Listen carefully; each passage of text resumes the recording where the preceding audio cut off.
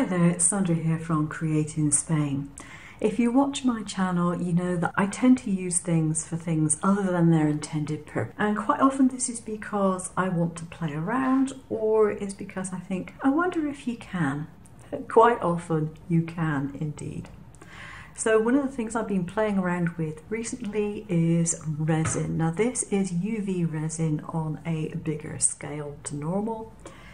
This happens to be a 500ml bottle because it was the cheapest way I could get a reasonable amount of resin to play with. I didn't want to get a tiny bottle and then run out halfway through my playing around. So this is quite a loose, liquidy resin. And if you want to do doming, I would suggest possibly trying a different one because this one's a little bit too liquidy. But it's fine for what I'm doing. So it's a UV resin and you need a UV lamp to cure it, and I have a UV lamp. Well, I've got a couple of UV lamps, so that's not a problem. Didn't have to buy one of those. I did buy some bezels and some moulds. I've only actually used a couple of moulds. They're silicone. And if you're using a UV resin, you need transparent moulds, otherwise they don't work too well. I bought a bag of bezels with the moulds, and these are silvery ones, and these are sort of goldy coloured ones. I have no idea what they're actually made of, but the inside of them is that colour, and I have painted the insides black. Now that's because I like to use some colour changing paints. I have some Vallejo shifters, I have some Green Stuff World ones, and I also have some Jacquard Lumières. But the Jacquard Lumières, I think only two of those, two, possibly three, are colour changing. Now, these are designed for airbrushing, so if you have an airbrush and you want to airbrush, you can. They are a milky consistency. They are perfect consistency for airbrushing already. You don't have to dilute them or anything. You do need to shake them up very well before use, and they've got a little ball bearing in there for that purpose. But they have a dropper top and they're great paints and they're really, really good fun. Here is a back that I've put some of that paint in. Now I'm looking at it and I can see purple. On the camera I can see green. So this is the sort of thing that you get. Something which changes colour according to the light that hits it. And they do their best out in bright sunlight or very strong artificial light, and then it's like, wow, great fun to use. I've been playing around with this and using things which, as I said, are not normally used for jewellery making, resin type stuff. Now, one of the things that I have done is I have used normal polymer craft stamps and stamped on the resin, and that actually works quite well. Did that on this one here. I built up the back with some glitter, chunky glitter, but if you can see, there is a little silver flower in the front of it as well, very subtle, and it's just got a tiny little gold centre. But I actually physically stamped that on the resin once it was set and then added more resin over the top to seal it in. Now that made me think, I wonder if you could use things like this, a nail stamping plate. And the answer is yes, you can. You can use this either with a normal nail polish, with stamping polish, or even with pigment powders. Now this is a Jacquard pigment powder. This is Aztec gold, so this gives a really, really lovely gold colour. But you don't have to have proper pigments. You can use this type of thing, prism. You can use brightly coloured eyeshadows if you want. You can use this one. Is a loose powder eyeshadow that gives a blue sort of colour when it's put on. They're very, very finely milled, so they are great for this.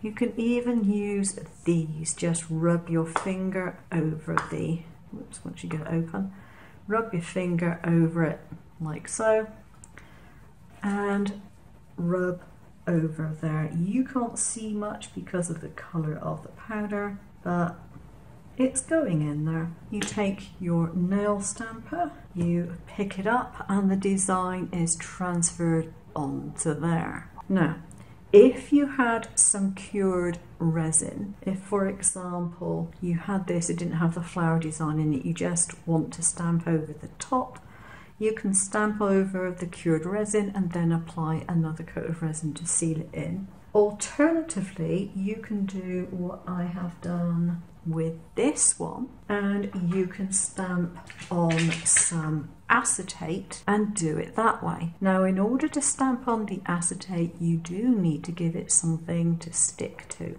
So you can either apply a tiny amount of resin to the acetate, cure it, and then stamp that on and cut it out, or you can apply a paint to it, allow it to dry, and then do your stamping. It won't stamp directly on the acetate as is, it won't cling to it well enough. Clean these off. You have one of these little roller things and you just press it on there to take the rest of the powder off. You can even use these sorts of paints, but you would want to mix it in with an acrylic medium to make it thicker. So there's all sorts of ways that you can add fancy designs to your work. This is another way. I happen to have a CNC, so I cut out pieces of plastic.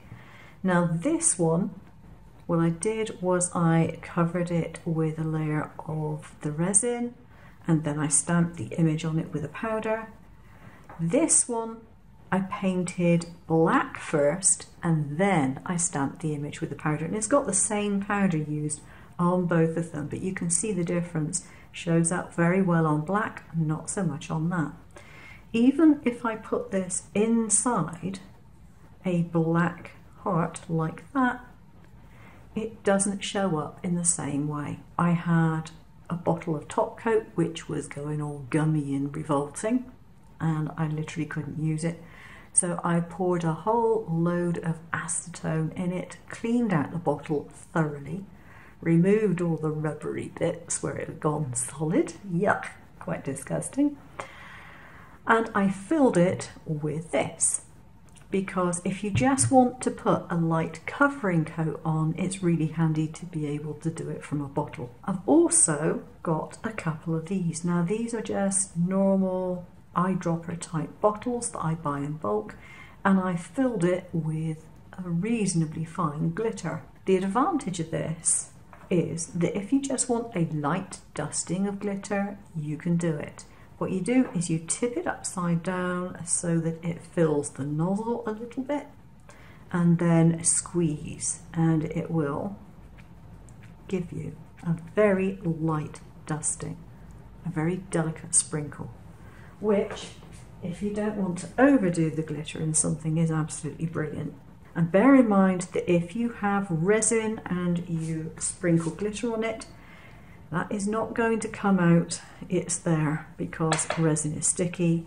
You won't be getting that glitter out. Once it's there, that's it, you're done. This one was stamped with a normal craft stamp, and this one I used a metal powder which is called Metal Shock. It's again designed for nails, but you can see how amazing that looks under the resin. If you've got any plain plastic shapes, you can resin those. I've actually made these into brooches by putting brooch backs on, and I actually used glitter on the back to make the back look nice as well as the front. Again, I painted this plastic with a black acrylic paint before applying anything else. If you want to, you can use mould. This one I used a mould for, put some stars in, put some various bits of glitter in, and the back of it is painted a dual tone. This one goes between a really nice aqua blue and a violet purple in the right light.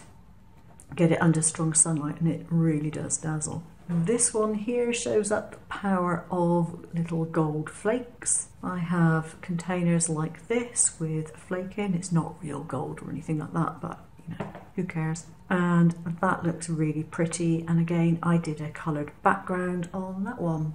So I'm going to put some of the resin in here. Oh, I can see the colours coming out. Once the resin goes over the top, it does make it look better. Now, because the bezel doesn't lie flat because of the hook that it's got on there, what I do is I put it on top of one of these tiny little pots so I can get it to be flat. And I'm just going to take a tiny little bit of a glitter. This is a really pretty glitter. That does the job quite nicely of putting a base in. Make sure it gets around to the edges. I just use a lighter to get rid of any bubbles that might happen to appear on the surface. There we go, that's done. And then that can go under the lamp. I'm going to set this blue one in on top of it because I think that will look quite nice. I'm going to put a tiny little blob of resin in the middle there and position my heart on the top of it.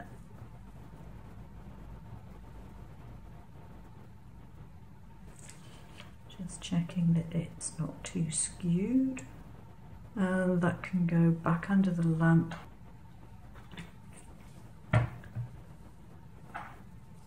And make sure the resin goes around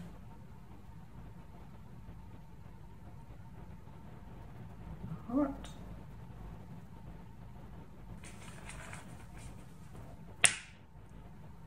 Torch again, just in case, and underneath the lamp. They will get quite warm when they're under the lamp. That one's quite simple. I will probably put another layer of resin on the top just to get it to dome a little bit. So here we are, here's the one I just made, and you can probably just about see the colour changing behind there if you're lucky. I can see it here, it's going from violet to green and colours in between, but it may not show up on camera too well. As I said, I've just been having fun with this. It's a thing I like playing with, and thanks for watching. Take care now.